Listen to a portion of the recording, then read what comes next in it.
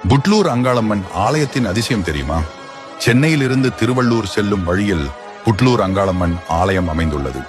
இந்த புட்லூர் அம்மன் கோவில் வரலாற்றை எங்கள் நண்பர் ஒருவரின் வேண்டுகோளுக்கு இணங்க இங்கே பதிவு செய்கிறோம். இதே போன்று உங்களுக்கும் வேறு ஏதாவது ஆன்மீக தகவல்களை பற்றி அறிய நமது சேனலில் கமெண்ட் செய்யுங்கள். இப்பொழுது நமது கதையை தொடர்வோம்.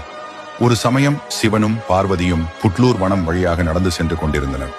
நீண்ட தூரம் நடந்து களைப்படைந்ததால் வேப்ப மர நிழலில் கர்ப்பிணியாக இருந்த பார்வதி அமர்ந்தாள். தாகமாக இருப்பதால் தண்ணீர் வேண்டும் என்று கேட்டாள். உடனே சிவபெருமான் அருகில் இருந்த கூவம் நதியை தாண்டி சென்று புனித நீர் எடுத்து வந்தார். அந்த சமயத்தில் பலத்த மழை பெய்து கூவம் நதியில் வெள்ளம் பெருக்கெடுத்து ஓடியது. இதனால் சிவபெருமானால் நதியை கடந்து வர இயலவில்லை.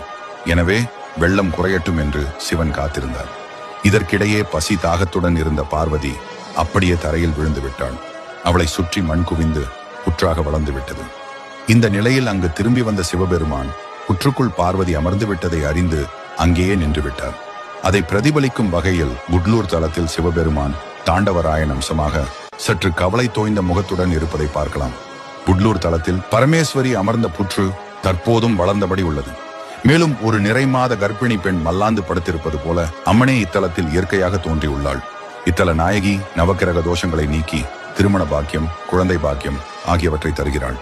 தன்னை நம்பி வரும் பக்தர்களின் திருஷ்டியை விலக்கி அவர்கள் மீது படிந்துள்ள பில்லி சூனிய தோஷங்களை விரட்டுகிறாள் என்பது நம்பிக்கை.